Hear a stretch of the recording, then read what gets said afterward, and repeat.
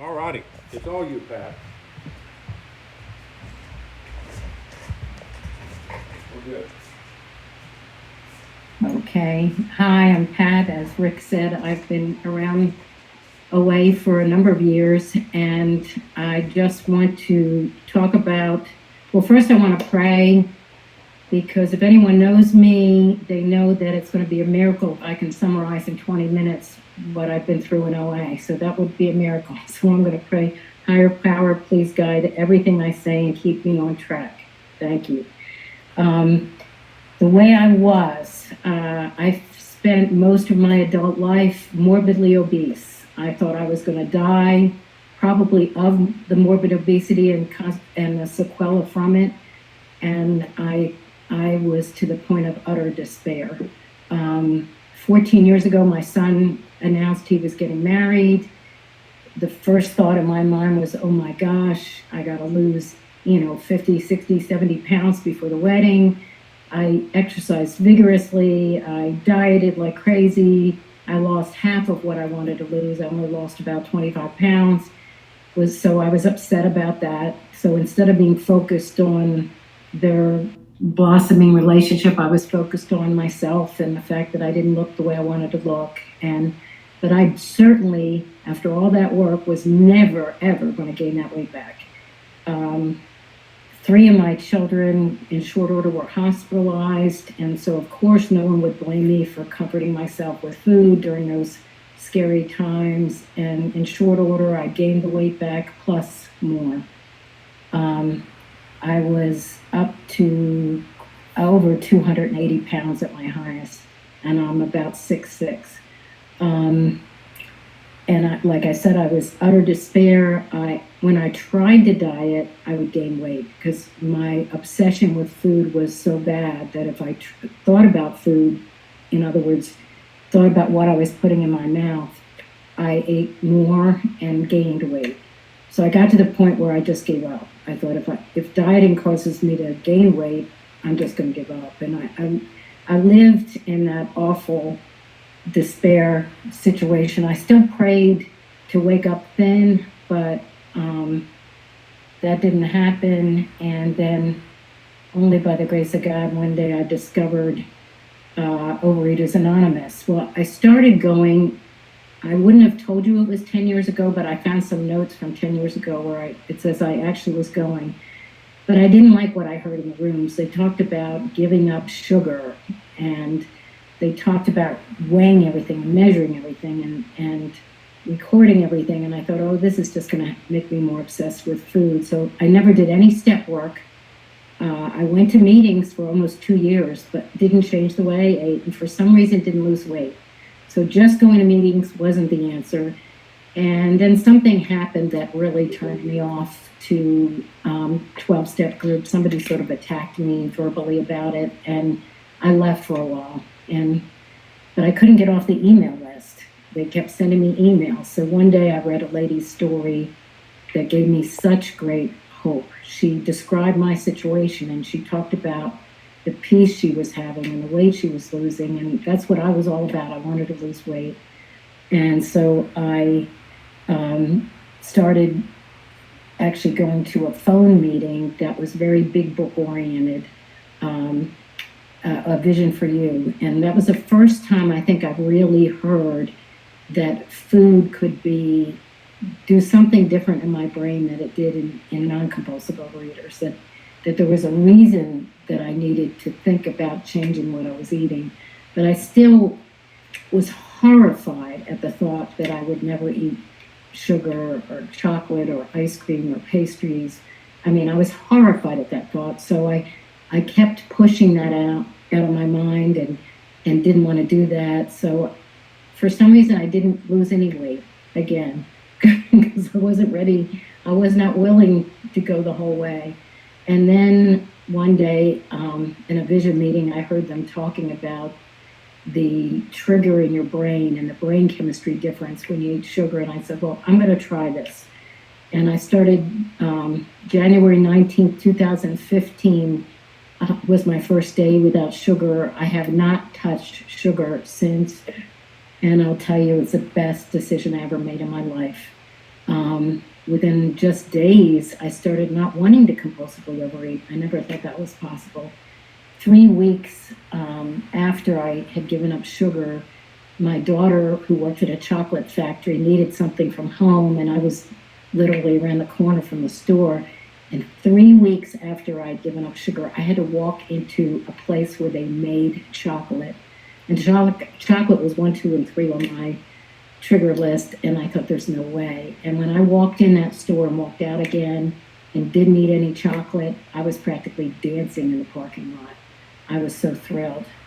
So the weight was just falling off. I lost like 65 pounds, just not eating sugar. I just avoided sugar, and I was so addicted to sugar that did a lot to help me improve, but I didn't have the whole program. And so one of the things I wanted to emphasize is not to give up. One of my biggest struggles was perfectionism and thinking I could never fail, that I had to do abstinence correctly every day, all day, couldn't make one mistake, and if I made a mistake, I just wanted to give up. And so I want to give hope to people out there, anybody out there that's maybe struggling or said, I've fallen too many times, that to keep trying, do not just get up one more time. Because my story is really one of keep trying, keep trusting your higher power. You cannot do it. Realizing that this is a program of surrender, that we cannot do this on our own, is to me critical to being having the serenity and the peace and the freedom that living a 12-step life in Overeaters Anonymous gives you. So my motto is and was keep trying, keep trusting the higher power, and keep treasuring your powerlessness.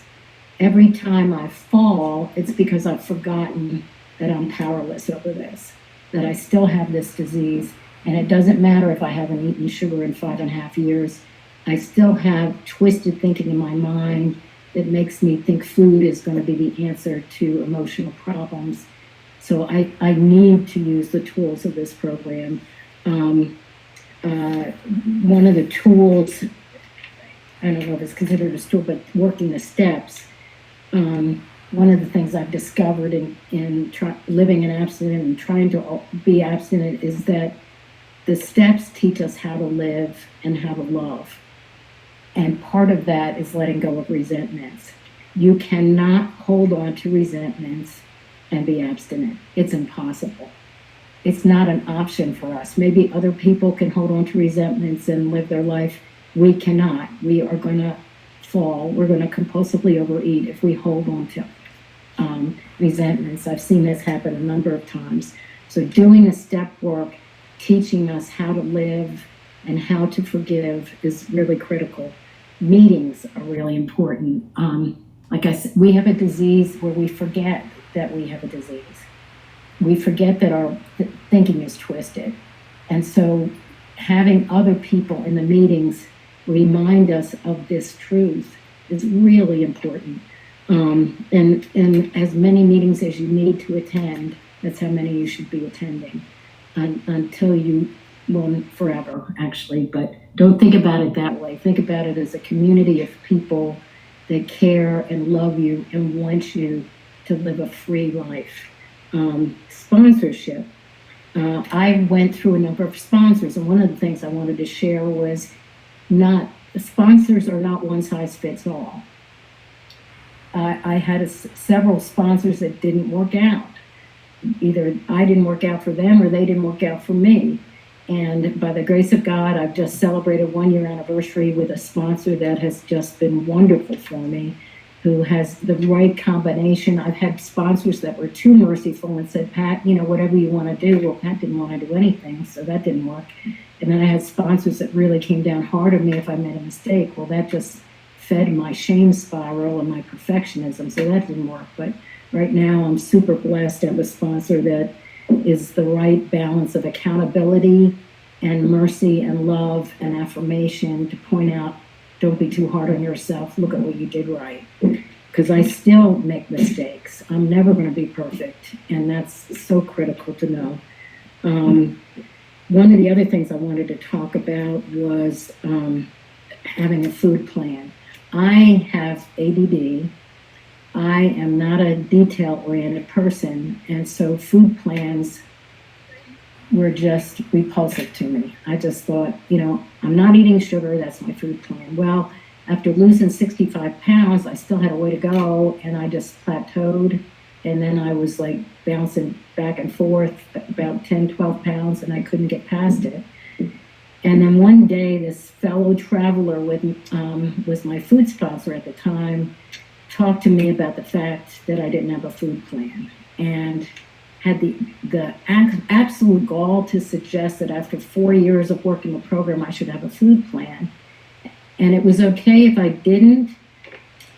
He actually suggested that I ask God for a food plan. And he said it was okay if I didn't get one, but he wanted me to share at the next meeting why I didn't have one. Well, that, of course, made me really mad. But the timing couldn't have been worse. I was sitting in a surgical cardiac suite waiting room while my husband, who was having chest pain, was having a cardiac stress test. And here this guy's texting me, telling me to get a food plan. I thought, so I start looking on my phone for a food plan, and I'm like, I can't. Because, of course, it had to be a perfect food plan. And for me to be able to do it, and of course I had to do it perfectly, it had to be super easy because I wasn't a detailed person. I was a big picture person. So, but I got really ticked, and then I got mad, and then I was searching on my phone. I slammed my phone down and said, I can't do this. So anyway, I showed up to a step study meeting that afternoon. My husband was fine, passed with flying colors.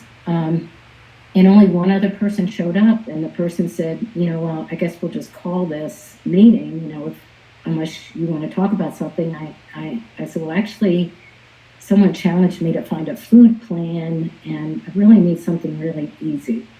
I can't have something really complicated. And she shared with me her food plan, which is what I've been using ever since, and that was more than a year ago.